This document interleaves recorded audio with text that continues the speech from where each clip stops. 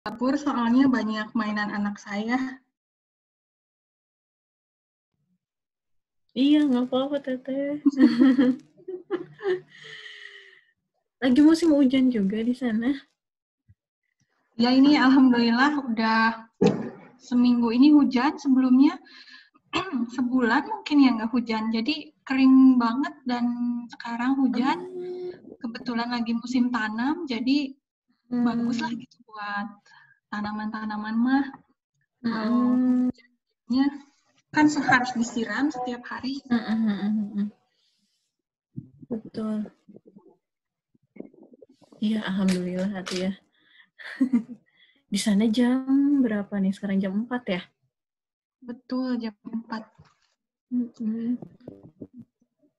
Udah siap-siap buat buka puasa?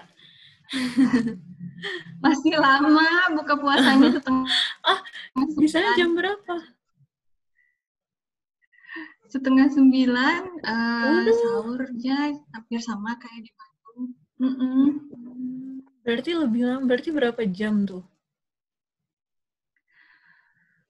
Berapa jam ya? 12. Lebih dari 12 jam. Tapi masih 16 lebih jam panjang ya? tahun lalu. Oh gitu. Iya, jadi tahun lalu mah kan lebih ke arah musim panas. Jadi sebenarnya bulan Juni itu panjang hari, bisa matahari terbenam itu bisa sampai jam 10-an malam. Waduh. Terus terbitnya jam 4 juga udah ada matahari. Jadi harinya panjang banget.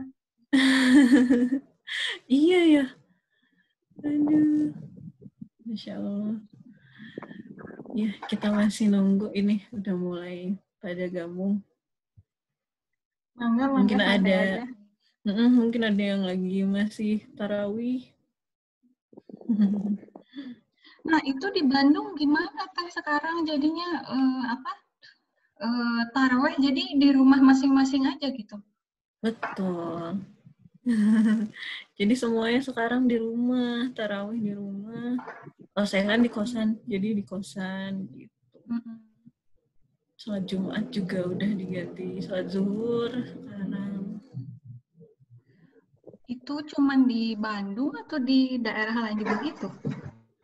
Kalau dengar dari ibu di Bogor sih kayak gitu juga. Jadi rasanya semuanya kok sekarang udah kayak gitu.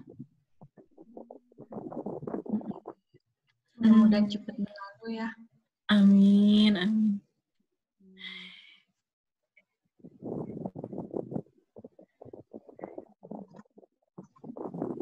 Ya, kita tunggu sebentar lagi ya Teh ya. Mangga.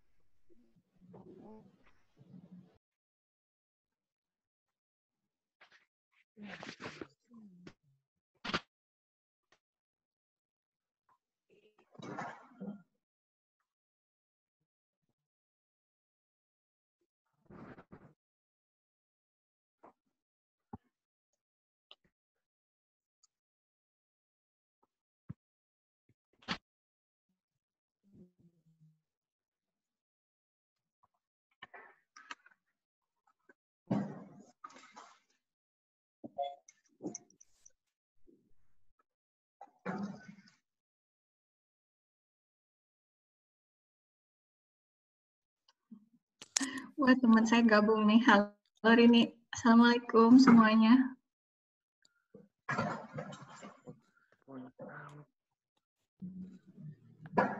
Temennya Teh Uwi, ya. Iya. Temen kuliah, temen di mana? Teman SMA. Walah.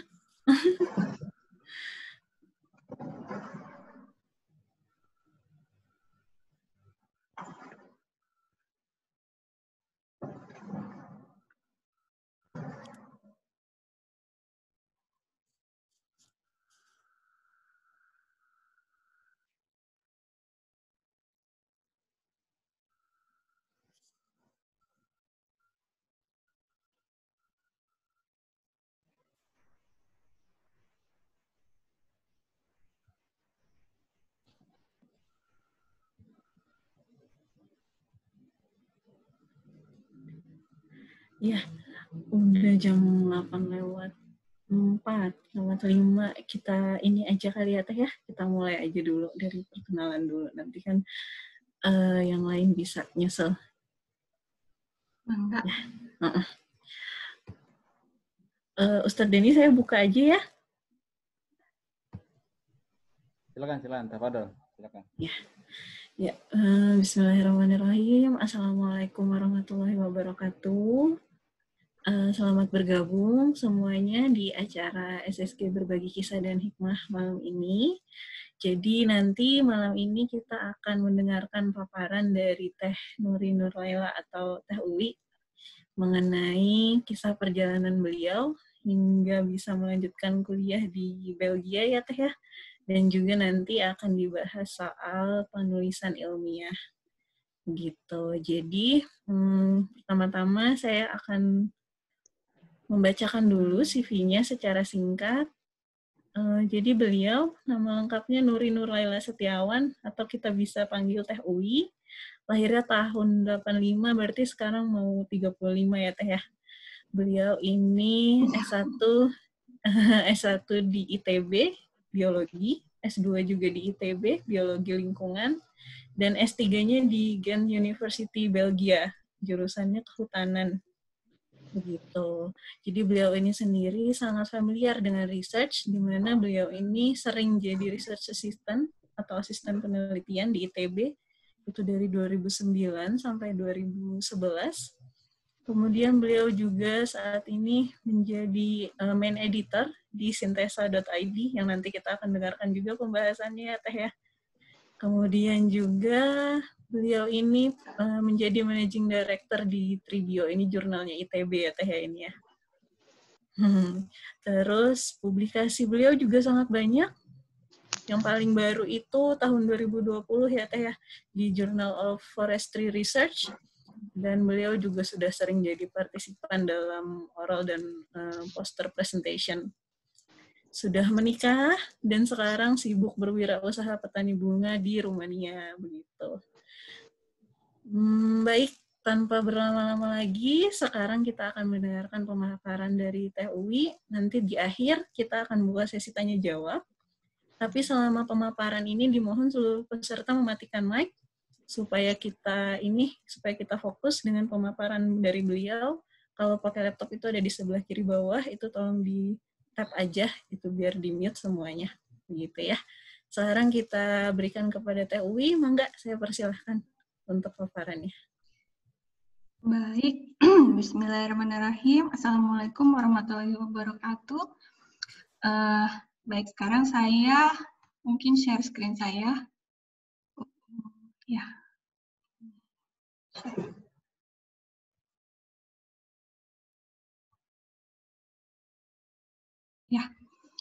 Sebelum memulai sharing ini, saya pengen mengucapkan terima kasih dulu buat Kang Denny yang sudah mengundang saya, buat Teh Nurul sebagai moderator, dan juga adik sepupu saya, Putri, yang sudah membuka pintu buat saya untuk ikutan sharing di sini. Seperti yang sudah diperkenalkan, nama saya Nurin Nurlaila Setiawan, saya lahir dan besar di Bandung, dan insya Allah hari ini ingin berbagi cerita mengenai pengalaman saya sekolah di Belgia dan juga kiat-kiat untuk menulis ilmiah. Cuman perlu saya ingatkan kalau saya juga sama di sini dengan semuanya masih terus belajar. Jadi kalau seandainya nanti ada yang salah, minta tolong mohon dimaafkan dan juga tolong dikoreksi. Karena intinya malam ini saya ingin kita santai aja dan belajar sedikit-sedikit ya. Dan sudah disinggung juga oleh Teh Nurul mengenai riwayat pendidikan saya secara singkat, tapi saya pikir mungkin penting untuk menceritakan latar belakang bidang keilmuan saya sedikit, supaya nantinya rekan-rekan, teman-teman di sini akan ada gambaran sedikit, dan kalau ada pertanyaan yang mungkin lebih ke bidang keilmuan, yang lebih spesifik, bisa dikemukakan juga nantinya. Baik, saya seperti sudah disebutkan sebelumnya, menempuh pendidikan S1 Biologi di ITB tahun 2003. Dulunya disebut Departemen Biologi, tapi sekarang sudah jadi fakultas tersendiri, yaitu Sekolah Ilmu dan Teknologi Hayati. Tahun 2007 saya mulai mengerjakan tugas akhir, temanya itu seputar vegetasi dan tumbuhan di Gunung Papandayan, Garut. Jadi Gunung Papandayan ini sendiri adalah cagar alam gunung berapi yang masih aktif dan terdiri dari banyak sekali tipe ekosistem. Seperti yang kita bisa lihat di sini, ada padang rumput, ada kawah, ada tegalan, ada padang edelweiss, dan yang tidak saya tunjukkan di sini misalnya adalah kebun sayur dataran tinggi yang dikelola oleh masyarakat sekitar. Sebetulnya fokus penelitian saya dahulu selama S1, selama S2, dan beberapa proyek yang terkait adalah bagaimana sih komunitas tumbuhan ini, komunitas tumbuhan di Gunung Papandayan ini memberikan respon terhadap perubahan-perubahan seperti pembalakan liar, pembukaan lahan untuk ladang sayur, atau misalnya setelah terjadi letusan gunung berapi di tahun 2002. Kami juga di sini mengembangkan metode reforestasi atau penghutanan kembali, dan kita fokus ke penggunaan jenis-jenis pohon lokal dari hutan di sekitar. Harapannya, kenapa kita menggunakan jenis pohon lokal adalah kita sebetulnya ingin mengembalikan hutan ke kondisi awal, atau minimum sebelum terjadinya gangguan dan bisa berfungsi secara ekologis dengan lebih baik. Nah, tahun 2011 saya berangkat ke Belgia, saya sekolah dengan bantuan beasiswa Erasmus Mundus, dan yang saya kerjakan di Belgia adalah riset di hutan muda yang dirancang dan ditanam secara buatan. Jadi fokusnya adalah kita pengen tahu sebetulnya rancangan hutan yang seperti apa sih yang baik secara ekonomis maupun secara ekologis. Pada saat saya bergabung, riset ini sudah berlangsung sekitar 3 tahun, dan hingga saat ini setahu saya masih berjalan. Bagian dari riset itu yang saya kerjakan adalah mengukur produktivitas pohon, atau di sini kita mengukur diameter, mengukur tinggi dari pohon, kemudian kita mencuplik sampel dari serangga yang ada di pohon-pohon tersebut, dan juga kita meneliti siklus nutrien melalui degradasi serasa, atau yang bisa kita lihat di sini, serasa atau daun-daun yang kering kita simpan di dalam kantong jaring dan kita diamkan selama beberapa minggu, kemudian ditimbang. Setelah saya lulus, tahun 2016, saya menikah dan anak saya lahir di Belgia tahun 2017. Karena berbagai pertimbangan, saya dan suami memutuskan untuk pulang kampung ke kampung halamannya suami di Rumania pada awal 2018. Dan hingga saat ini kami menetap di Rumania. Yang kami kerjakan sekarang adalah bercocok tanam bunga-bunga. Lalu meskipun sama-sama negara Uni Eropa, Rumania ini agak jauh terbelakang sih dibandingkan dengan Belgia. Tapi di sini inilah kami bersyukur, kami tinggal dekat sekali dengan alam. Kita dikelilingi oleh alam. Kita dikelilingi pegunungan seperti di Bandung yang bisa dilihat di sini. Kemudian di depan rumah kita masih ada sungai, kita masih dekat dengan hutan, dekat dengan danau, dan air minum pun kita bisa mengambil dan minum langsung dari sumber mata air pegunungan. Dan ini jenis-jenis bunga yang kita budidayakan sampai saat ini, contohnya seperti ini. Jadi itu latar belakang saya. Dan selanjutnya bahasan yang pertama itu adalah tentang kuliah di Belgia. Saya rasa buat kita yang akrab sama sosmed ya, akhir-akhir ini sering banget lihat gambar yang satu ini, yaitu es krim Vineta yang katanya diproduksi lagi. Terus terang dulu, ya untung ini gambarnya saya tayangin sekarang ya, udah buka puasa, meskipun di sini belum buka puasa. Terus terang dulu saya belum pernah nyoba di Bandung, karena selain mahal, tapi menurut saya yang masih lebih enak itu es krim Magnum yang kayak gini, masih dari Walls juga. Kenapa Magnum itu enak? Karena katanya coklat Magnum ini menggunakan coklat produksi Belgia. Dan ternyata Belgia memang terkenal sekali dengan coklat kualitas dunianya. Selain itu, saya nggak tahu apakah kawan-kawan tahu hal lain yang berkaitan dengan Belgia atau tidak. Kalau tidak, mungkin kalau iya, mungkin saya ingatkan lagi. Ini yang terkenal dari Belgia, katanya kentang goreng atau Belgian fries, katanya itu sebetulnya dari Belgia, bukan, meskipun disebut French fries, tapi katanya diklaim sama orang Belgia itu aslinya dari Belgia. Terus kalau yang jadul kayak saya, aduh maaf nih, kayaknya gerak-geraknya dari kursornya. Kalau yang jadul kayak saya mungkin tahu ini buku seri cerita Tintin sama buku seri cerita Tini. Terus ada juga aktor laga Jean-Claude Van Damme dan si cantik Audrey Hepburn. Oke, kalau gitu ayo kita lanjutkan perkenalan kita dengan Belgia. Sebetulnya Belgia itu negara yang kecil, luasnya aja 1/62 luas wilayah Indonesia. Negara ini dipimpin Perdana Menteri meskipun ada keluarga kerajaan. Tapi sebetulnya keluarga kerajaan ini tidak seperti di Inggris ya, mereka tidak punya pengaruh politis. Negara ini punya 3 bahasa resmi, yaitu Belanda, Prancis, dan Jerman.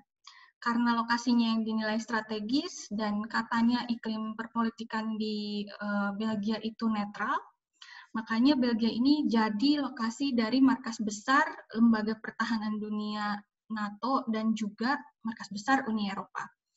Fakta lain yang menarik dari Belgia yang mungkin akang-akang atau teteh-teteh juga tahu, ini mengejutkannya tahun 2018 Belgia jadi juara 3 World Cup. Salah satu pemainnya bahkan berdarah setengah Indonesia atau Batak, namanya Raja Nainggolan. Ini contohnya kota-kota besar di Belgia. Ibu kotanya adalah Brussels, terus terdapat juga kota-kota pelabuhan karena dekat dengan laut dan mereka punya dermaga dan juga dihubungkan oleh sungai seperti misalnya Antwerpen, Ghent, dan juga Bruges. Selain itu, ada juga di daerah selatan kota-kota besar yang berbahasa Perancis seperti Dinan dan Namur. Dinan ini katanya kota asal Adolf Sax atau orang yang menemukan saksofon. Nah, sekarang gimana sih dengan kuliah di Belgia itu sendiri?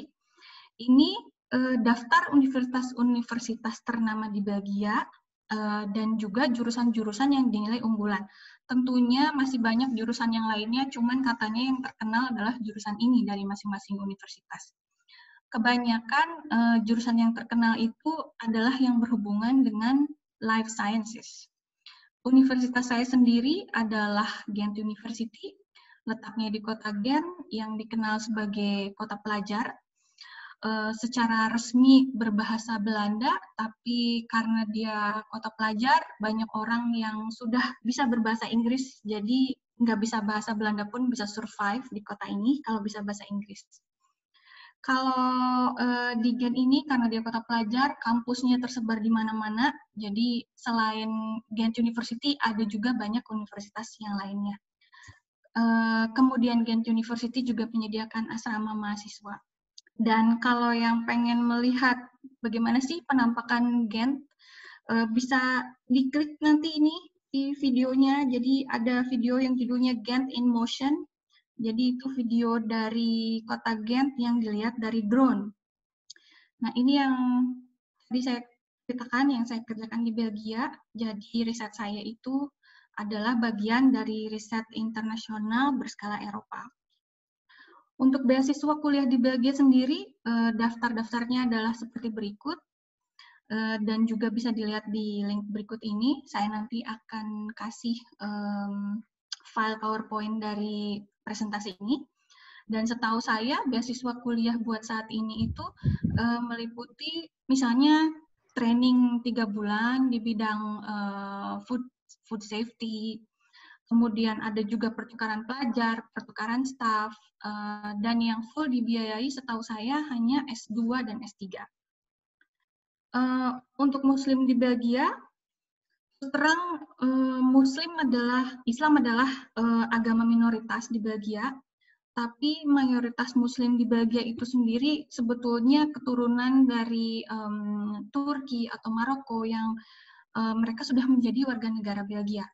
Jadi kakek nenek mereka sudah ada di Belgia sebelumnya dan dulu didatangkan ke Belgia sebagai imigran untuk bekerja di wilayah tambang.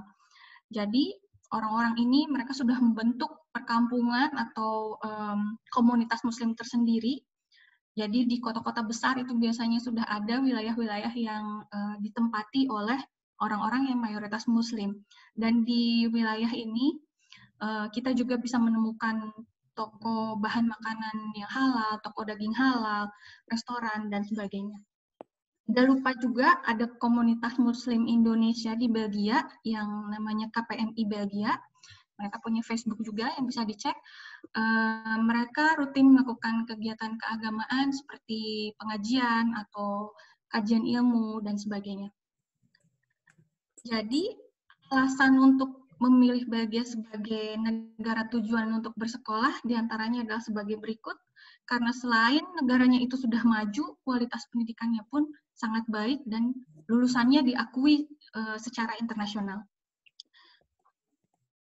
Saya rasa untuk persiapan kuliah di Belgia tidak jauh beda dengan negara-negara Eropa lain.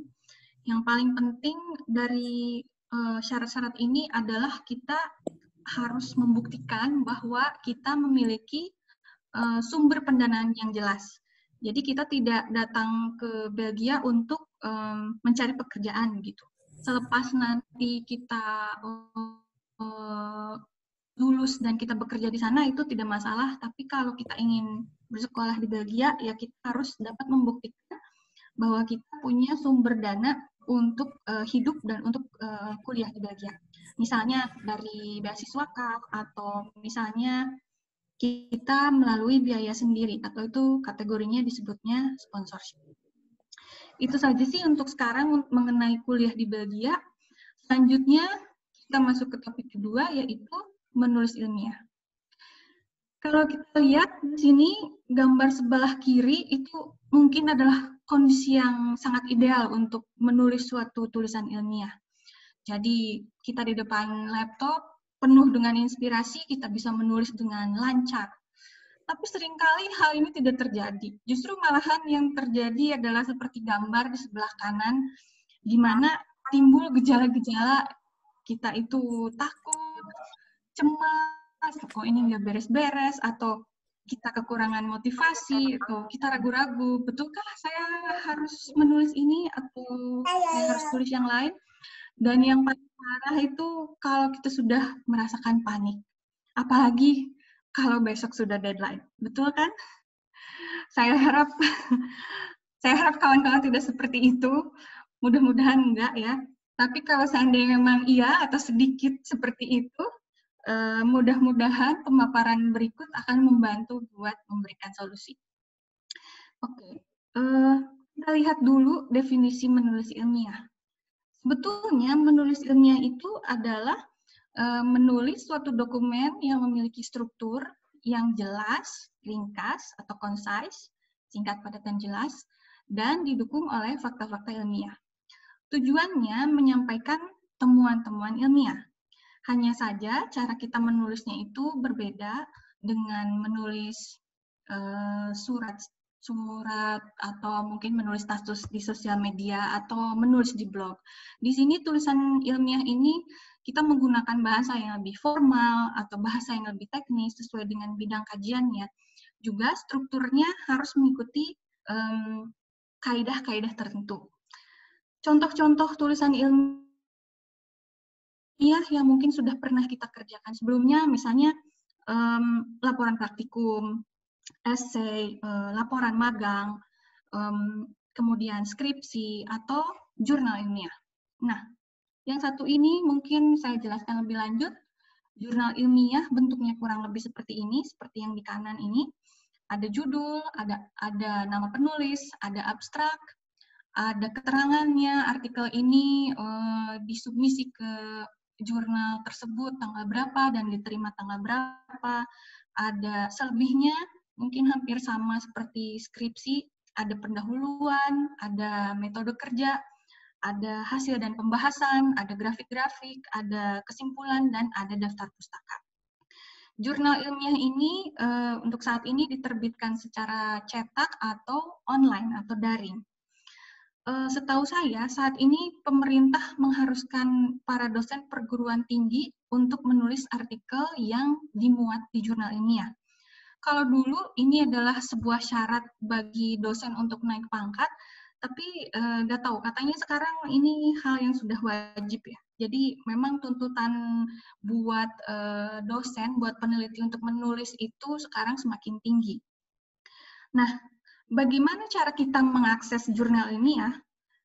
Kita atau institusi kita biasanya sudah berlangganan, atau ada juga artikel-artikel yang sudah open access atau gratis untuk diakses oleh kita, gratis untuk pembaca, karena yang membayar biayanya sebetulnya adalah penulis.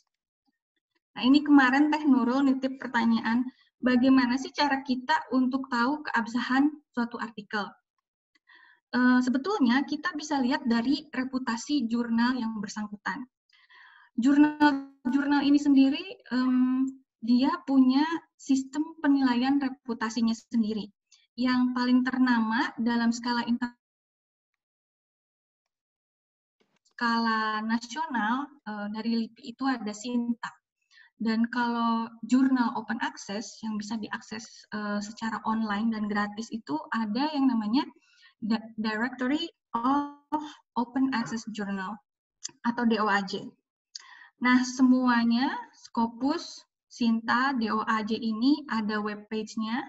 Kita bisa cari, kita bisa masukkan nama jurnal yang ingin kita cari, jurnal terkait, apakah jurnal ini ada atau tidak di dalam daftar mereka. Kalau jurnalnya itu ada di dalam daftar mereka, berarti si jurnal ini sudah memenuhi tingkat kredibilitas tertentu atau tingkat reputasi tertentu. Lebih lanjut lagi, ada juga yang namanya impact factor. Jadi impact factor ini menilai apakah artikel pada sebuah jurnal sudah dikutip atau disitasi oleh artikel lain. Jadi logikanya kalau semakin banyak artikel pada sebuah jurnal yang disitasi oleh artikel lain, maka berarti semakin tinggi dampak atau pengaruhnya di dalam dunia akademisi. Berarti isi dari artikel itu diakui oleh artikel lain. Dan untuk menerbitkan artikel kita pada sebuah jurnal, ini harap bersabar ya, karena ini bisa memakan waktu berbulan-bulan. Karena prosesnya itu sendiri sangat panjang dan melibatkan banyak orang. Pertama, ketika kita mengirimkan artikel kita kepada sebuah jurnal, editor akan mengecek apakah ini layak, apakah ini sesuai dengan yang mereka inginkan atau tidak. Kemudian editor akan mengirimkan pada peer reviewer, atau peer reviewer ini adalah sebetulnya ahli di bidang kajian artikel tersebut. Jadi kalau artikelnya itu tentang COVID-19, misalnya Teh Nurul nulis mengenai COVID-19. Kemudian nanti peer reviewer-nya adalah orang-orang yang berkompeten di bidang medis, atau misalnya di bidang biologi molekuler, atau ya tergantung bahasan dari artikel itu sendiri. Nah, kemudian nanti peer reviewer ini akan mengoreksi, akan memberikan komentar, kemudian artikelnya dikembalikan ke editor. Nanti kata editor, berdasarkan rekomendasi dari reviewer, artikel ini harus direvisi misalnya, atau harus ditolak. Nah, ini proses ini, kemudian nanti artikelnya dikembalikan ke penulis, dan penulis akan merevisi lagi, kemudian dikembalikan lagi ke editor. Nah, ini adalah lingkaran yang bisa terjadi secara terus-menerus dan dalam waktu yang tidak singkat. Mungkin agak lebih mirip seperti proses bimbingan dan koreksi skripsi kali ya. Jadi, kadang-kadang untung-untungan juga kita dapat editor atau kita dapat reviewernya yang seperti apa. Ini satu hal yang ingin saya garis bawahi, adalah kita harus waspada terhadap predatory journal. Jadi apa sih predatory journal itu, kok namanya serem banget? Ya memang pada kenyataannya seram sekali. Jadi ada jurnal-jurnal tertentu yang mau menerbitkan artikel yang dikirimkan kepada mereka tanpa melalui proses koreksi apapun. Jadi asalkan penulis mau membayar sejumlah uang tertentu, maka mereka akan menerbitkan artikel ini. Dan ini tentunya nggak fair dong, karena ini mempengaruhi kredibilitas dari artikel itu. Nah, ini contohnya misalnya, gimana sih kita tahu ini artikel di jurnal ini predator jurnal atau bukan? Bisa lihat, misalnya di sini tertera dia artikelnya received and accepted pada hari yang sama. Dan ini sudah jelas tidak mungkin. Ya, ini salah satu contohnya. Masih banyak tips-tips lainnya yang bisa dicari secara online, karena saya rasa di Twitter juga ada akun khusus buat melacak predatory journal. Jadi untuk membasmi predatory journal ini.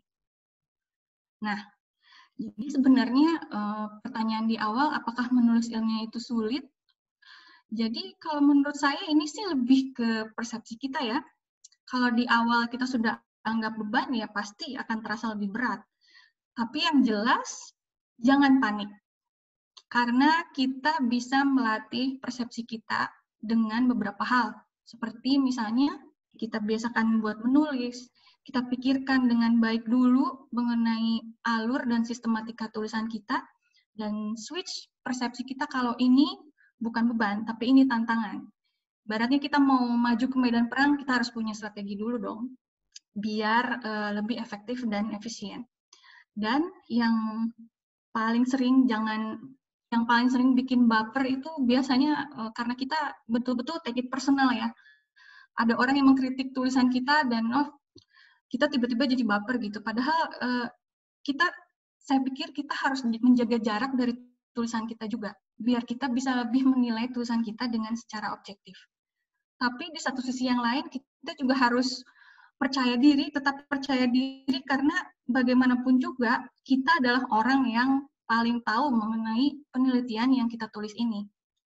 Jadi, tinggal bagaimana sih caranya kita mengkomunikasikan ini dengan baik dan objektif. Nah, selain itu, kita juga harus pahami kendala apa saja sih yang mungkin bakalan muncul saat kita menulis. Ini diantaranya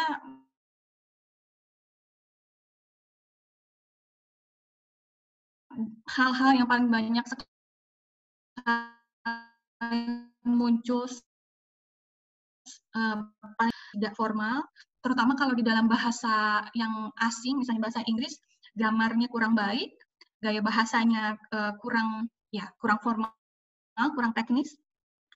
Dan yang kedua, substansi yang masih minim. Jadi artikelnya masih kurang literatur yang lain, kemudian struktur atau alur pembicaraan dari alur pembahasan dari artikel ini sendiri kurang sistematis. Dan yang selanjutnya, jumlah data yang kurang memadai. Ini sering sekali kalau target kita adalah jurnal ilmiah internasional, biasanya mereka meminta data atau ulangan yang cukup banyak karena mereka ingin kesimpulan yang didapatkan dari penelitian kita itu valid gitu. Jadi semakin banyak datanya, semakin bagus kita menganalisa, itu semakin bagus, semakin baik juga. Kemudian ini analisa statistik yang tidak sesuai. Terus terang, saya waktu kuliah lemah banget sama yang namanya statistik dan kalkulus yang ada angka-angkanya. Waktu itu saya taunya cuma masukin tabel ke SPSS, kemudian saya klik dan akhirnya saya dapat hasil. Yang nggak salah juga sih, cuman saya jadinya tidak terlalu paham sebetulnya data saya itu seperti apa dan analisis apa sih yang cocok untuk tipe data saya. Dan baru setelah saya S3, saya terpaksa belajar lagi dan akhirnya menjadi lebih paham. Nah, kendala yang lain misalnya tulisannya terlalu bertele-tele. Jadi dia mengulang lagi. Yang di-mention di abstrak, diulang lagi di pendahuluan, kemudian nanti diulang lagi di pembahasan, dan diulang lagi di conclusion. Ini yang paling sering sekali. Sebetulnya ini hal-hal seperti ini bisa disiasati. Dan yang harus kita ingat juga bahwa kuantitas itu tidak sama dengan kualitas. Jadi jangan buat pembaca bingung ya dengan tulisan kita. Dan yang terakhir adalah, dan yang ini kadang kita tidak menyadarinya, adalah plagiarisme. Apa sih plagiarisme itu? Jadi salah satu definisinya, plagiarisme itu adalah kegagalan penulis untuk memberitahukan bahwa ide atau bahasa yang dia gunakan itu sebetulnya adalah dari orang lain. Level plagiarisme bisa muncul berbeda-beda, dari mulai yang tinggi seperti semua rancangan penelitian, pembahasan, introduction itu betul-betul menduplikasi dari karya orang lain. Dan ini pernah terjadi, dan ini bukan pernah terjadi, ya mungkin sering sekali terjadi sebelumnya. Dan level yang paling rendah, misalnya kita lupa mencantumkan sumber kutipan. Jadi kita menulis suatu pertanyaan, tapi kita lupa menuliskan sumber pernyataan ini sebetulnya dari mana sih referensinya. Nah, ingat ya, untuk saat ini mudah sekali untuk mengecek plagiarisme. Kita tinggal masukkan teks di situs-situs semacam Duplichecker, plagiarisme, Grammarly, kita run, dan kita bisa lihat, oh ternyata ini pernyataan yang ini sama dengan pernyataan di artikel jurnal ilmiah yang mana. Dan sekarang di perkuliahan, saya ingat dulu di zaman saya kuliah, asisten praktikum itu kalau mau ngecek laporan praktikum, semua laporannya dijajarin di meja, dilihatin satu-satu, ada yang sama atau enggak. Nah, sekarang dosen-dosen itu mereka sudah pakai aplikasi seperti Turnitin. Jadi mereka nyuruh mahasiswanya untuk mengumpulkan laporan via Turnitin, dan dari aplikasi Turnitin ini bisa dilihat apakah ada kesamaan dengan laporan orang lain atau laporan dari universitas yang berbeda atau artikel ilmiah yang berbeda. Nah, jadi kita harus lebih berhati-hati lagi. Harus cek lagi karena akibatnya ini bisa fatal. Bisa jadi artikel kita sudah diterbitkan, tapi kemudian ada yang lapor, misalnya ini artikel kita memplagiasi tulisan yang lain, dan bisa saja si jurnal itu kemudian reject ya, menolak atau mengeluarkan artikel kita dari jurnal mereka. Nah, sebetulnya masalah-masalah yang tadi itu ada solusinya. Misalnya, jangan gunakan 100% Google Translate dalam menerjemahkan artikel ke dalam bahasa asing, karena pemaknaannya itu bisa berbeda. Kita banyak membaca, banyak menulis, lihat gaya bahasa di dalam karya ilmiah yang lain itu seperti apa, jadi kita bisa punya sense-nya gitu. Kemudian kalau itu masih susah dan kalau misalnya dari proyek ada dananya, bisa juga minta bantuan penerjemah teknik atau dia itu penerjemah khusus dari bidang keilmuan terkait. Dan ingat, harus pikirkan dulu baik-baik sebelum menulis, buat rancangan penulisannya, kemudian jangan lupa, jangan lelah untuk menanyakan kepada diri sendiri, untuk bertanya sebanyak mungkin, dan coba untuk melihat dari sudut pandang pembaca. Karena terkadang kita sebagai orang yang menulis karya kita tahu semuanya tentang karya kita, tapi ketika kita menjelaskan kepada orang lain dan level pemahaman mereka terhadap penelitian kita itu tidak sama, karena kan mereka orang lain, meskipun orang itu adalah dosen pembimbing kita atau misalnya profesor sekalipun, ya mereka tidak tahu 100% terhadap hasil penelitian kita. Jadi cobalah untuk melihat dari sudut pandang si pembaca, apakah yang kita tulis ini bisa dimengerti, apakah sudah jelas atau belum. Jadi, karena kalau menurut saya pribadi, ketika saya misalnya membaca artikel atau saya melihat sebuah presentasi ilmiah, dan saya tidak mengerti terhadap substansi yang disampaikan, saya pikir itu bukan karena saya kurang cerdas atau saya bodoh, tapi mungkin juga orang yang menjelaskannya, si penulis atau orang yang sedang presentasi itu justru gagal mengkomunikasikan hasil temuannya dengan baik.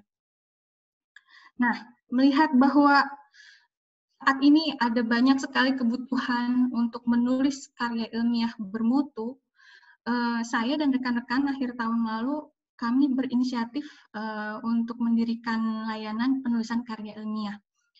Dari berbagai layanan yang kami tawarkan, salah satunya adalah menerjemahkan, kemudian proofreading, dan ini adalah terjemahan teknik. Jadi kami sebetulnya lebih berfokus ke bidang life sciences karena expertise kami di bidang itu. Kemudian kita juga melayani manuskrip formatting, karena ketika kita mengirimkan artikel kita kepada suatu jurnal, kadang mereka meminta format yang berbeda-beda. Sama seperti misalnya format skripsi di ITB dengan format skripsi di UGM atau di Unpad itu berbeda, seperti itu. Kemudian kita juga menyediakan layanan pembuatan ilustrasi, poster, infografis, dan rekomendasi jurnal, literatur review, dan juga desain-desain dari poster. Untuk info lengkap, mungkin bisa diklik di website kita, sintesa.id. Untuk saat ini, itu saja pemaparan dari saya. Semoga tidak membosankan, semoga ada manfaatnya, dan semoga sekarang banyak pertanyaan yang muncul dari kawan-kawan. Terima kasih. Silakan Teh Nurul. Iya, alhamdulillah. Terima kasih, Tewi. Pemaparannya sangat menarik sekali ya. Jadi seperti yang tadi sudah kita lihat, ada link di YouTube yang kita bisa cek nanti untuk lihat kota Ghent ya tadi ya. Terus ada beberapa tips menulis ilmiah. Baik, kalau gitu sekarang kita akan buka sesi tanya jawab. Mungkin kepada peserta yang ingin bertanya, dipersilahkan. Bisa langsung tinggal di unmute, atau bisa juga lewat chat room, grup chat di Zoom. Enggak, dipersilahkan. Cek tes Teh Nurul, izin. Iya, enggak, silakan. Baik, Tewi, terima kasih atas pemaparannya. Izin, saya Denny, anggota SSG Angkatan 13. Tadi ada beberapa hal yang menarik yang coba saya ingin tanyakan. Mungkin yang pertama, Tewi, kalau boleh tahu sumber pendapatan terbesar di Belgia itu berasal dari mana ya? Yang pertama. Kemudian yang kedua, kalau untuk sumber energi kira-kira apa yang paling banyak digunakan di Belgia? Yang ketiganya terkait riset yang TUI lakukan itu kan ada di hutan ya. Apakah riset tersebut bisa digunakan di lahan reklamasi bekas tambang? Itu yang ketiga. Kemudian yang keempat, bagaimana tips melatih menulis jurnal ilmiah untuk pemula dan bagaimana caranya untuk memasukkannya ke jurnal internasional? Mungkin itu TUI pertanyaannya. Terima kasih. Assalamualaikum warahmatullahi wabarakatuh. Waalaikumsalam warahmatullahi wabarakatuh. Ya, terima kasih pertanyaannya. Banyak, ada 4 ya, Teh. Mangga, silahkan. Oke. Jadi yang pertama tentang sumber pendapatan dari negara Belgia. Jadi kalau yang saya tahu, Belgia itu memang pajaknya besar sekali. Kalau ya yang terakhir pada saat saya bekerja, jadi istilahnya dulu itu saat saya S3, tahun terakhir karena beasiswa saya habis, saya di hire sebagai tenaga ahli itu mungkin ya scientific ya tenaga ahli saintifik dari lab saya. Jadi saya tahu gaji saya itu sebetulnya berapa, dan ternyata pajaknya itu adalah lebih dari 50% dari gaji saya. Jadi sumber pendapatan Belgia yang paling tinggi mungkin menurut saya adalah dari pajak. Selain itu, kalau yang setahu saya, untuk wilayah utara, Flanders yang berbahasa Belanda, industri yang sangat berkembang sebetulnya adalah agrikultur, karena tanahnya itu bagus. Banyak petani, kemudian juga banyak peternak. Kebetulan ada salah satu hewan ternak yang paling terkenal dari Belgia itu adalah Belgian Blue Cow. Jadi itu ras sapi yang memang ototnya besar sekali. Jadi beda banget sama sapi di negara kita. Ini ukurannya gede banget. Jadi ras ini mereka bisa menghasilkan produksi daging yang lebih banyak dan dalam jangka waktu yang lebih cepat dibandingkan dengan ras sapi yang kita punya. Dan setahu saya untuk di daerah selatan atau daerah yang berbahasa Prancis, karena tanahnya itu berbeda dengan daerah bagian utara, dahulu mereka itu sumber pendapatan yang paling utama adalah pertambangan batu bara. Karena itulah banyak pekerja dari negara seperti Maroko yang diimpor, Maroko, Algeria, negara-negara yang bahasa keduanya adalah bahasa Perancis, diimpor ke Belgia untuk bekerja di coal mines. Setahu saya seperti itu. Hanya untuk saat ini, industri-industri ini tentunya sudah gulung tikar karena memang European Union sekarang sudah meregulasi sumber energi yang lebih ramah lingkungan selain batu bara. Makanya nyambung ke pertanyaan yang kedua, sumber energi mereka dari mana sih? Kalau yang saya tahu untuk negara seperti Belanda dan Belgia, mereka power plant-nya itu adalah dari angin, karena letak negara mereka itu berdekatan dengan laut dan sumber energi yang terbarukan itu yang bisa mereka harvest adalah angin. Jadi banyak sekali kincir-kincir untuk nge-harvest tenaga untuk dijadikan listrik, dan juga mereka punya nuklir, jadi pembangkit listrik tenaga nuklir juga. Oke, untuk pertanyaan selanjutnya, riset saya yang dahulu itu di Belgia adalah riset mengenai rancangan hutan. Apakah riset ini bisa diaplikasikan di lahan reklamasi tambang? Setahu saya, riset mengenai kehutanan ini, dia itu jaringannya selain di Eropa sekarang sudah jadi lebih besar lagi. Di Indonesian Archipelago juga sudah ada lokasi yang tergabung ke dalam penelitian ini, seperti misalnya di di Borneo, di Sabah, dan juga di Sumatera. Hanya untuk lahan reklamasi tambang, saya kurang yakin apakah lokasinya itu memang lahan bekas tambang atau tidak. mungkin belum spesifik ke situ kan, karena lahan reklamasi tambang itu setahu saya substratnya itu kan berbeda ya, karena kita ini lebih fokus di lahan yang bukan reklamasi non tambang. Hanya memang tidak menutup kemungkinan untuk bisa diaplikasikan di sana.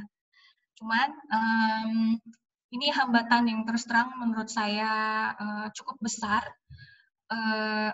untuk untuk riset di Indonesia itu adalah dari segi birokrasi. Jadi saya pikir ada banyak sekali dosen-dosen atau peneliti yang berkualitas di negara kita, hanya ketika kita berusaha untuk menggandeng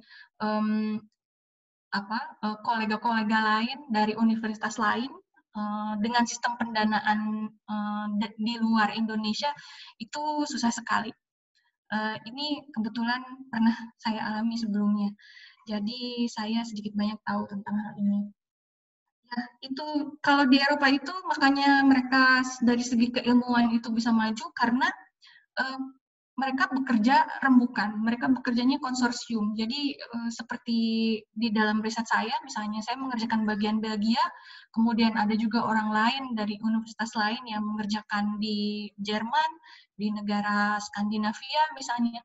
Kemudian setelah itu kita menulis bersama. Jadi publikasinya jalan terus dan publikasinya banyak, dan karena publikasinya banyak bisa digunakan buat apply sistem pendanaan lain. Jadi, yang keempat, tips untuk menulis untuk pemula dan bagaimana caranya tembus ke jurnal internasional.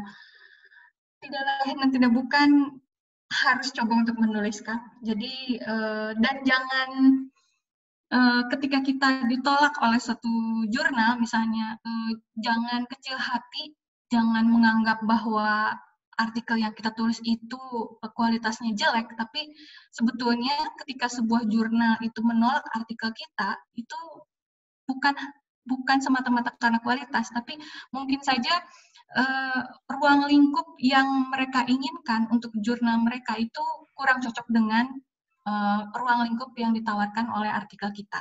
Jadi ditolak oleh satu jurnal belum tentu ditolak oleh jurnal yang lainnya. Begitu. Iya, alhamdulillah udah semua ya Teh ya, udah terjawab semua. Oke, sekarang kita lihat ada pertanyaan yang di chat. Ini dari Rianita Puspasari. Assalamualaikum warahmatullahi wabarakatuh. Terima kasih atas sharingnya Teh. Izin bertanya, berapa lama proses jurnal internasional? Apakah untuk pertama kali mencoba memasukkan ke jurnal internasional kita harus mencoba di Q4, maksudnya indeks Scopusnya ya ini ya. Terus udah gitu untuk sintesa ID tadi ada rekomendasi jurnal. Apa yang dimaksud adalah rekomendasi jurnal yang akan kita submit. Kemudian pertanyaan selanjutnya adalah selain LPDP, BPPDN, dan Erasmus, di Belgia ada beasiswa apa lagi dan bagaimana mendapatkan promotor atau profesornya? Monggo dipersilakan kepada Teh. Ya, Waalaikumsalam. Jadi ini katanya berapa lama proses jurnal internasional? Ini sangat variatif sekali ya, karena itu tergantung dari jurnal yang akan kita tuju itu seperti apa. Apakah jurnal tersebut open access, apakah jurnal tersebut terbitnya 4 kali dalam setahun, 2 kali dalam setahun, atau setiap bulan. Biasanya kalau yang open access itu, jadi gini, kalau kita memilih jurnal yang terbit cetak 4 kali dalam setahun, berarti ada kuota tersendiri untuk satu volume dari jurnal tersebut. Misalnya dalam 1 tahun kan ada 4 jilid. Untuk 1 jilid itu maksimum ada 10. Nah, bisa jadi artikel kita diterima, tapi kita harus nunggu sampai yang lain, artikel lain yang sudah diterima itu terbit sebelum kita. Nah, kalau jurnal open access itu biasanya mereka tidak menunggu kuota seperti ini. Ya sudah, kalau misalnya ada artikel yang sudah diterima, kemudian mereka edit layoutnya, terus sudah bisa langsung dipublish di website mereka. Itu dan banyak faktor lain sih yang berpengaruh. Tapi kita juga bisa bertanya kepada jurnal seandainya kita misalnya mengirimkan artikel kita, kemudian kita tidak mendengar kabar dari mereka selama misalnya 1 bulan. Nah, itu adalah hak kita untuk bertanya kepada mereka.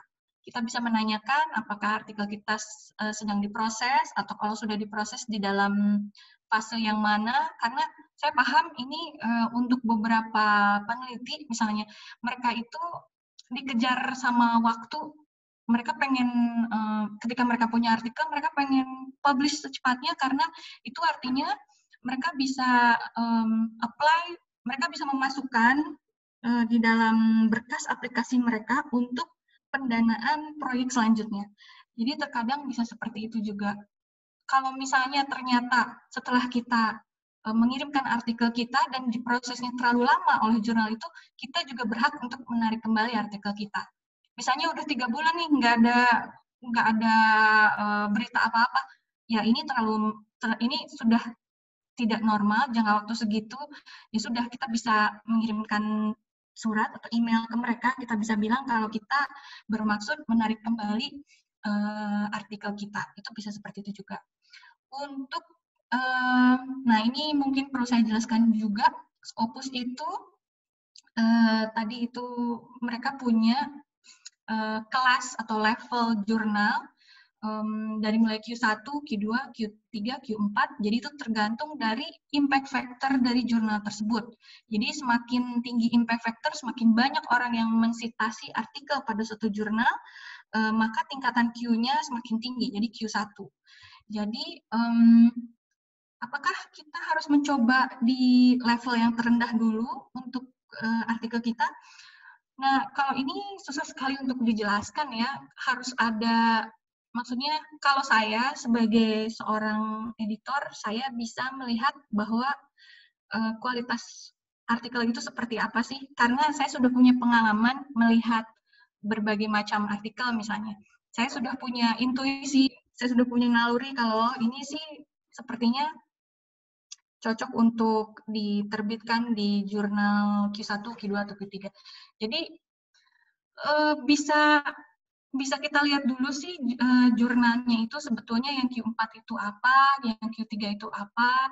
Kadang saya akan merekomendasikan untuk submit di jurnal yang misalnya enggak yang paling rendah dulu, misalnya di Q2, itu betul-betul tergantung dengan kualitas si artikelnya itu sendiri.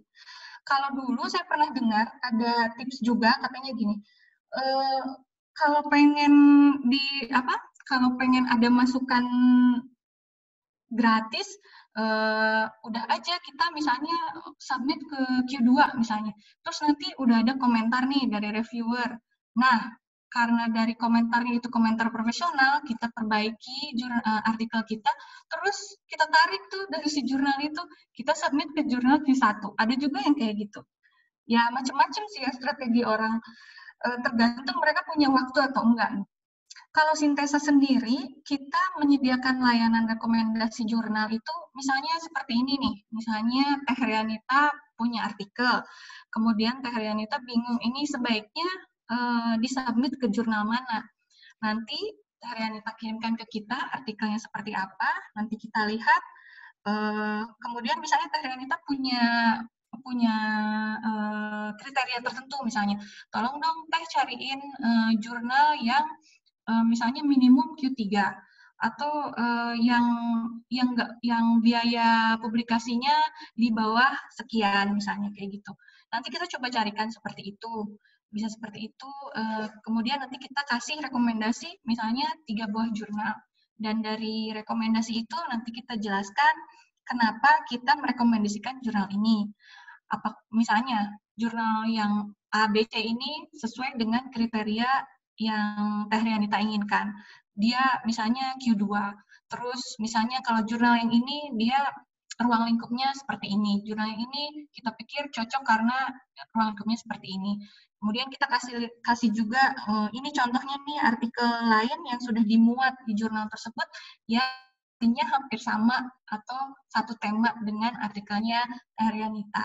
Seperti itu sih rekomendasi jurnal dari kita.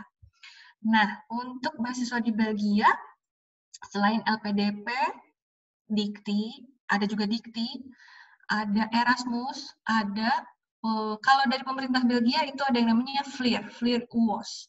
Itu setahu saya untuk training tenaga ahli atau exchange student juga ada. FLIR UOS itu saya nggak tahu sekarang semakin dibatasi atau tidak karena setiap tahun tampaknya kuotanya berubah atau ya skema pendanaannya berubah. Terus ada juga ini yang menarik untuk S3 sebetulnya. Kalau di Eropa tuh sistemnya kalau kita S3 di Eropa itu kita dihitungnya sebagai bekerja. Kemudian nanti di universitas itu ada yang namanya lab. Ada kalau saya misalnya lab kehutanan. Terus nanti ada lab bahan pangan. Nah, di setiap lab ini nanti ada beberapa profesor. Profesor ini setiap tahun atau setiap 3 tahun mereka bikin proposal untuk penelitian. Nanti dari proposal penelitian itu mereka mengajukan, oh ini saya mau meneliti ini, nanti keluarannya adalah saya mau meluluskan satu mahasiswa S3, misalnya seperti itu. Nah, kalau profesornya itu dapat dana dari proposal tersebut, nanti dia akan mengeluarkan satu undangan lowongan kerja, istilahnya. Jadi, kalau misalnya rajin ikut milis-milis atau subscribe ke situs-situs untuk lowongan beasiswa, itu biasanya suka dapat nih yang kayak gini. Ada lowongan S3 di lab bahan pangan di Ghent University misalnya. Nah, itu adalah beasiswa yang ditawarkan oleh profesor tersebut, oleh lab tersebut secara langsung kepada kandidat. Jadi dia tidak melalui lembaga-lembaga seperti LPDP atau FLIR atau yang mana. Nah, jadi kita harus melamar sendiri lah istilahnya kepada si profesor itu. Jadi nanti biasanya di keterangannya kan ada persyaratannya apa saja gitu. Nah, seperti itu sih. Untuk mendapatkan promotor atau profesor ya tipsnya harus rajin-rajin melihat lowongan-lowongan kerja untuk S3 seperti ini dan harus sedikit kepo sama profesor-profesor yang bersangkutan. Kita harus lihat dia penelitiannya dulu seperti apa, bidang kerjanya seperti apa, dan kira-kira cocok atau enggak sama yang ingin kita teliti. Itu aja. Iya. Oke, terima kasih Teh atas jawabannya. Punten ini sudah jam 9. Mohon izin apa boleh kalau ditambah waktunya mungkin 15 menit? Bersediakah? Mangga. Ya, ada pertanyaan lagi ya yang selanjutnya itu dari Fadli Ridho itu, Assalamualaikum Teh, izin bertanya, kebetulan sedang mengerjakan tugas akhir terkait kegiatan reklamasi dan pasca tambang. Ada 2 pertanyaan. Yang pertama, kira-kira secara umum variabel apa saja yang penting diperhatikan pada suatu reklamasi? Kemudian jika dilihat secara umum, kira-kira jenis tumbuhan overcrop mana yang cukup efisien untuk membantu perbaikan kualitas tanah? Begitu, mungkin bisa dijawab, Teh. Oke, jadi ini saya biologik aja ya, soalnya saya belum pernah meneliti di lahan bekas tambang. Tapi kalau logically, kalau tambang itu kan ada pemindahan substrat, jadi ada perubahan dari substrat tanah itu sendiri. Jadi kalau saya, kira-kira saya yang ditanya, apa sih yang bisa diteliti? Kalau saya sih pikir yang paling menarik adalah melihat kandungan yang ada di tanahnya, kandungan mineral yang ada di tanahnya, misalnya nitrogen, fosfor, makronutrien, mikronutrien, kemudian pH tanahnya itu seperti apa. Jadi kita misalnya bandingkan lahan bekas tambang itu dengan lahan yang tidak terganggu. Artinya kalau lahan bekas tambang itu dulunya adalah hutan, lokasi mana sih yang kira-kira hampir sama dengan hutan sebelum terjadinya tambang. Jadi kita bisa membandingkan antara yang belum terjadi aktivitas pertambangan dengan setelah terjadi aktivitas pertambangan. kita bisa membandingkan kondisi tanahnya itu seperti apa, ambil beberapa replikasi, misalnya pengulangan, biar datanya lebih bagus. Kemudian setelah sampel tanahnya itu dicek, kita juga bisa melakukan penelitian terhadap struktur dari si tumbuhan yang ada di sana. Cover crop yang cukup efisien untuk membantu perbaikan kualitas tanah. Ini balik lagi ke kualitas tanahnya itu sendiri. Seperti apa? Apakah misalnya nitrogen yang kekurangan, atau misalnya fosfor, atau nitrogennya dalam bentuk apa? Dalam bentuk amonia, atau nitrit, atau apa? Nah, ini yang harus diteliti lebih lanjut sih. Dari situ baru kita bisa mengusulkan cover crop apa yang cocok. Karena setiap cover crop tentunya mereka punya karakteristik tersendiri. Kalau feeling saya sih kayak gitu. Mudah-mudahan nggak terlalu jauh-jauh amat melesetnya. Ya, alhamdulillah ya, semoga sudah menjawab ya. Ya, oke. Untuk peserta, apakah ada yang masih ingin bertanya lagi? Mangga dipersilakan kalau ada yang ingin bertanya secara langsung, di-unmute saja langsung. Kalau kemarin waktu Teh UI di Belgia itu, di Gent itu dengan beasiswa ya Teh ya? Ya, betul. Beasiswa saya Erasmus Mundus, hanya waktu itu mereka hanya mendanai 34 bulan. Sementara, nah ini juga harus menjadi sebuah bahan pertimbangan. Jadi Erasmus Mundus itu kan beasiswa dari Uni Eropa. Sedangkan universitas di Uni Eropa sendiri, mereka punya persyaratan yang berbeda untuk meluluskan mahasiswanya. Ada yang 3 tahun sudah boleh lulus, ada yang minimum 4 tahun. Nah, kebetulan karena riset saya itu adalah di bidang kehutanan, saya betul-betul harus menunggu pohon itu tumbuh biar saya punya data. Jadi, saya tidak mungkin menyelesaikan semuanya dalam 3 tahun. Untungnya pada saat itu profesor saya kebetulan punya proyek, jadi saya di-hire oleh lab saya selama 1 tahun untuk meneruskan studi saya. Tapi kalau selain itu, saya rasa cukup berat ya. Ada sih pilihan lain, misalnya kita menyimpan uang. Jadi untuk yang sekolah dengan biaya pribadi pun seperti itu skemanya yang saya tahu. Jadi kita menyimpan sejumlah uang di universitas. Jadi selain kita membayar biaya tuition-nya, selain kita membayar biaya sekolahnya, kita juga kan diharuskan memiliki uang untuk biaya hidup. Jadi misalnya 1 bulan itu minimum 500 euro misalnya. 500 euro itu sekitar 8 juta.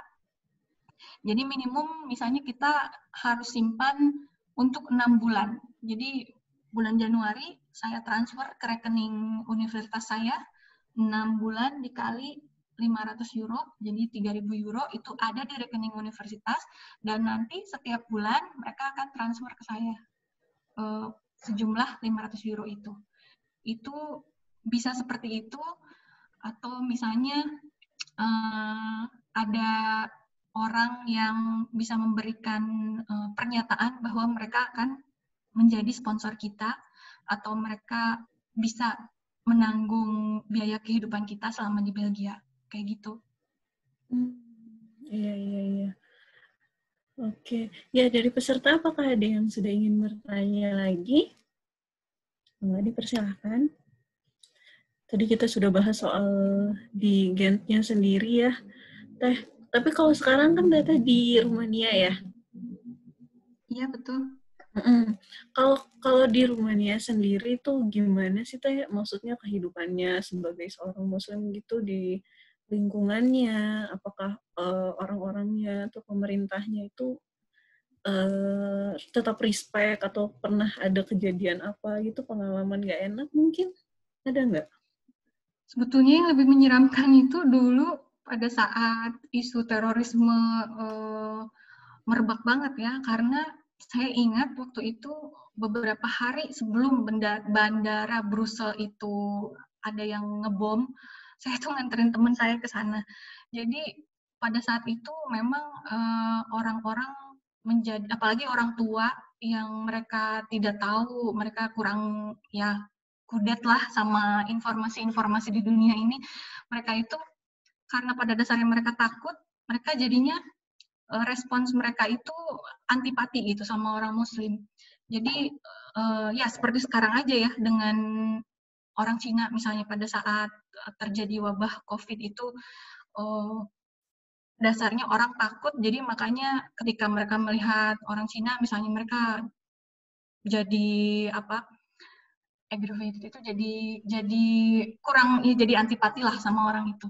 Kalau itu dulu di Belgia seperti itu, suasananya agak menyeramkan, tapi sebetulnya itu tergantung di daerah mana kita hidup. Di Rumania, tentu saja latar belakang budayanya beda sekali dibandingkan dengan di Belgia. Orang-orang di sini itu, karena saya tinggalnya di desa, mereka lebih friendly ya. Dan secara umum orang Rumania memang lebih friendly dibandingin sama orang di Belgia.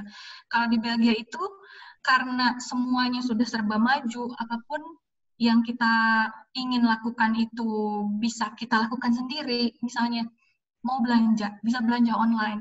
Mau lihat toko ini bukanya jam berapa, bisa lihat online.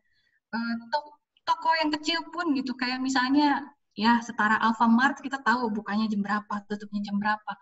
Terus mau pergi kemana-mana sendiri pakai angkutan umum bisa, meskipun misalnya kita pakai kursi roda, itu semuanya bisa dilakukan sendiri. Jadi orang itu lebih individualis. Mereka berpikir bahwa ya saya tanpa bantuan orang lain pun saya bisa hidup, saya bisa survive gitu. Dan mereka kalau tidak bekerja, ya mereka dapat tunjangan dari pemerintah. Atau kalau mereka cacat misalnya, mereka juga dapat tunjangan dari pemerintah. Kalau di Rumania tidak seperti itu karena memang sistem pemerintahannya berbeda, negaranya juga mungkin pendapatannya lebih rendah dibandingkan dengan Belgia. Jadi suasana kekeluargaan juga masih lebih baik ya dibandingkan dengan di Belgia. Saya masih merasakan dikasih telur ayam sama tetangga, terus kalau tetangga lagi panen, tetangga yang punya buah anggur misalnya mereka panen, mereka masih ngasih ke kita. Atau saat kita lewat depan rumahnya, mereka menyapa. Ya, hampir sama lah dengan di Indonesia, meskipun Indonesia masih lebih menurut saya ya. Tapi in general, kalau hidup di desa seperti saya sekarang, mereka sih tidak menunjukkan bahwa mereka membenci orang yang berbeda dengan mereka gitu. Tapi ya mereka lebih ke ingin tahu aja gitu, ingin tahu kalau orang lain tuh seperti apa sih, budaya lain itu seperti apa. Saya sangat-sangat minoritas sekali di sini karena untuk satu provinsi, saya pikir setahu saya hingga saat ini hanya saya, suami saya dan anak saya yang Muslim. Jadi di sini tidak ada tempat buat beribadah, maksudnya ya semuanya ya kita lakukan sendiri saja gitu di rumah. Kalau dulu di Belgia ya masih mending, kemana-mana masih ada seperti yang saya kemukakan, ada masjid, ada di jalan masih bisa ngelihat orang yang bermuka tidak Eropa gitu, pakai jilbab misalnya, atau misalnya dari Afrika kayak gitu. Kalau di sini cuma saya sendiri yang beda. Tapi baik-baik aja kok, tidak ada diskriminasi gitu istilahnya. Alhamdulillah ya Teh ya. Oke, dari peserta mungkin ini sudah jam 9:12. Apakah ada yang masih ingin bertanya? Mungkin satu pertanyaan? Oh, ini ada pertanyaan yang kayaknya tapi masuk ke chat saya itu private dari iya, mangga. Katanya, apakah di jurnal internasional ada jumlah minimal kata, dan kalau di ITB bagaimana? Jurnal internasional ada jumlah minimal kata atau tidak? Biasanya jumlah maksimal kata itu, kalau yang saya tahu. Karena mereka prinsipnya lebih singkat itu lebih baik, lebih to the point itu lebih baik. Kalau di ITB sendiri, di jurnal yang saya kelola, karena ITB punya beberapa jurnal ya, kebetulan yang kita manage sekarang itu lebih ke jurnal dari Sekolah Ilmu dan Teknologi Hayati, jurnal yang lebih bersifat biologi gitu, ilmu hayati.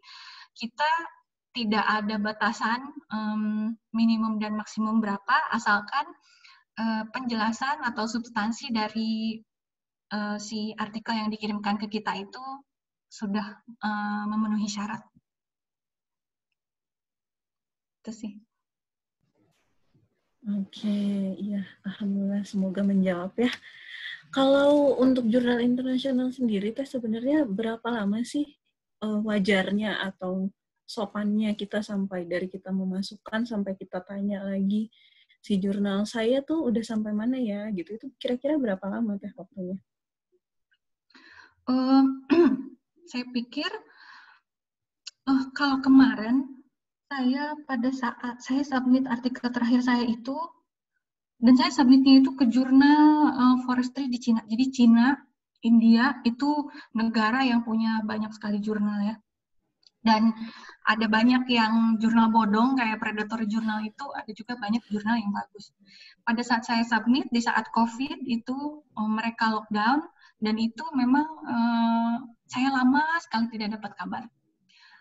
Jadi saya nggak menanyakan pada saat itu. Tapi kalau dalam kondisi yang normal, biasanya menurut saya dalam 1 bulan kita seharusnya sudah menerima kabar terhadap tentang jurnal kita. Entah itu sudah dikirim ke reviewer atau misalnya sedang melalui proses apa, itu seharusnya kita sudah bisa dapat kabar sih dalam waktu 1 bulan. Jadi wajar-wajar aja kalau setelah 1 bulan kita tanyakan gitu. Iya, berarti mungkin 1 bulan gitu ya, Teh ya. Ya, oke kalau gitu. Mungkin untuk terakhir, apakah ada Teteh bisa sampaikan kata-kata penutup mungkin, take home message-nya? Boleh, singkat Mangga, aja sih. silahkan. Jadi saya mau menekankan lagi, jangan takut untuk mencoba meneruskan pendidikan di luar negeri, karena saya yakin, saya percaya sesungguhnya Allah Maha Adil dan memberikan segala sesuatu itu secara berimbang. Saya selalu ingat, inna ma'al usri yusra, bahwa di balik kesusahan pasti ada kemudahan. Yang kedua, jangan takut buat mulai menulis, jangan dianggap beban, anggap sebagai sebuah tantangan. Awali dengan niat yang baik, dan tentunya kita lakukan dengan tata cara yang baik juga, yang sesuai dengan kaidah-kaidah penulisan. Yang terakhir, saya harap ilmu yang kita dapatkan bisa menjadi bermanfaat, bisa menjadi ladang pahala buat kita semua. Amin, amin, ya rabbal alamin. Wabillahi taufiq wal hidayah. Wassalamualaikum warahmatullahi wabarakatuh. Waalaikumsalam warahmatullahi wabarakatuh. Iya, alhamdulillah. Terima kasih kepada Teh Uwi atas share-nya yang sangat-sangat bermanfaat dan sangat-sangat menarik. Semoga semakin membuat kita semua di sini untuk terus bersemangat, terus belajar dan mengejar cita-cita kemanapun kita hendak belajar. Gitu ya, amin. Terima kasih juga kepada para peserta atas antusiasme dan partisipasinya pada acara malam ini. Saya selaku panitia, mohon maaf jika banyak kekurangan. Kita tutup dengan membaca hamdalah, alhamdulillahirrahmanirrahim, istighfar, astagfirullahaladzim, astagfirullahaladzim, dan doa kafaratul majlis, subhanakallahumma bihamdika, asyhadu an la ilaha illa anta, astaghfiruka wa atubu ilaik. Terima kasih dari saya. Wassalamualaikum warahmatullahi wabarakatuh. Saya kembalikan kepada Ustaz ini. Mangga. Terima kasih Teh Nurul, Teh Uwi. Baik, kita tutup saja. Terima kasih. Assalamualaikum warahmatullahi wabarakatuh.